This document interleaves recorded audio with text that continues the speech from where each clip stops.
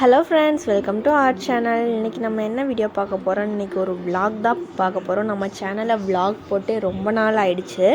நம்ம ஊர் தேனியில் வீரபாண்டி திருவிழா ஸ்டார்ட் பண்ணிட்டாங்க. அங்கே தான் இப்போ போயிட்டுருக்குறோம். மார்னிங் டைம் வெயில் ரொம்ப அதிகமாக இருக்கும். ஸோ அப்போ போகவே முடியாதுன்னு சொல்லிட்டு ஈவினிங் தான் கிளம்பி போயிட்டுருக்கோம். ஈவினிங்னா கிளைமேட்டும் ரொம்ப நல்லாயிருக்கும். லைட்டிங், ராட்டனம் இதெல்லாம் பார்க்குறதுக்கு ரொம்ப சூப்பராக இருக்கும். பைக் பார்க்கிங்கில் பைக் போட்டுட்டு நானும் பையனும் நடந்து போக ஆரம்பிச்சிட்டோம்.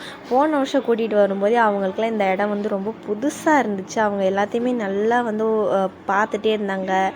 அதுக்கப்புறம் இந்த வருஷம் கொஞ்சம் வளர்ந்துட்டாங்க இல்லையா, கூட்டிகிட்டு போகலாம், அவங்க எப்படி ரியாக்ட் பண்ணுறாங்க அப்படின்னு சொல்லி பார்க்குறதுக்காக தான் ஃபஸ்ட்டு கூட்டிகிட்டு போயிருந்தோம். நிறைய கூட்டம் இதெல்லாம் பார்க்கும்போது எப்படி அவங்க ஃபீல் பண்ணுறாங்கன்னு சொல்லி பார்க்குறதுக்காக தான் கூப்பிட்டு போயிருந்தோம். ஒரு 200 மீட்டர் நடந்து போகிற மாதிரி தான் இருந்துச்சு.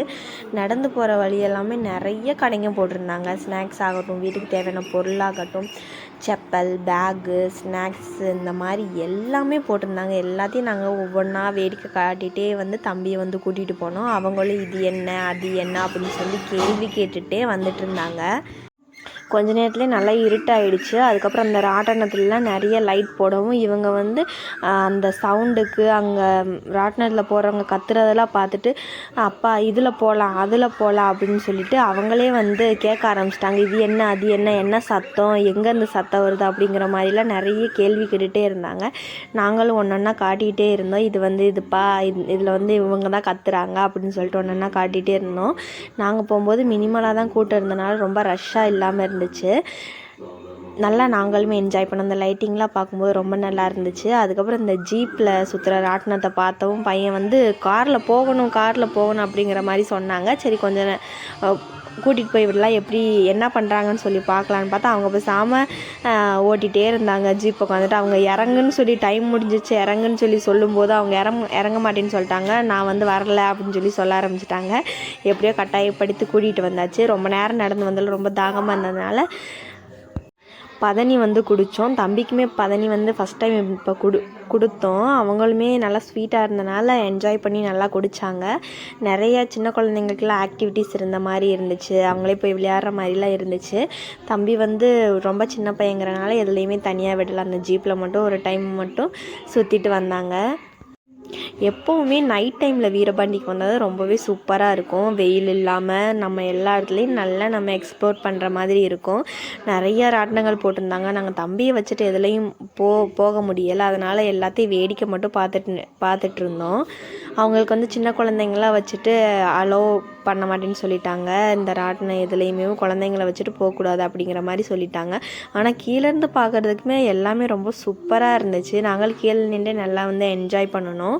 இவங்க கத்துற சவுண்டெல்லாம் பார்த்து தான் தம்பி என்னாச்சு, எதுலேருந்து சவுண்டு வருது அப்படிங்கிற மாதிரியே திருப்பி கொஸ்டின் கேட்டுகிட்டே இருந்தாங்க.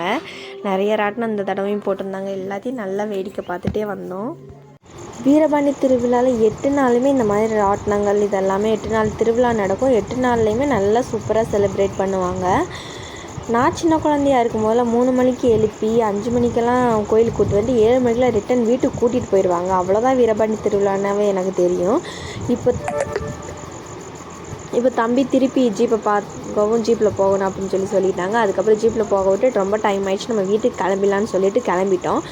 கிளம்பி வந்துட்டு இருக்கும்போது இந்த ஒரு பாப்பா கயிற்றுல நடக்கிறத பார்த்துட்டு அப்படியே தம்பி நின்று வேடிக்கை பார்த்துட்டே இருந்தாங்க. நானும் போகிறேன் அப்படின்னு சொல்லிட்டு நீங்களாம் போக வேண்டாம், வீட்டுக்கு கிளம்பி போகலான்னு சொல்லிட்டு கூட்டிகிட்டு வந்துட்டு இருந்தோம். சரி ஒரு கரும்பு ஜூஸ் மட்டும் குடிச்சிட்டு போகலான்னு சொல்லிட்டு கரும்பு ஜூஸ் குடிக்கிறதுக்காக நின்றுருக்கும் போதே லைட்டாக மழை தூரிச்சு.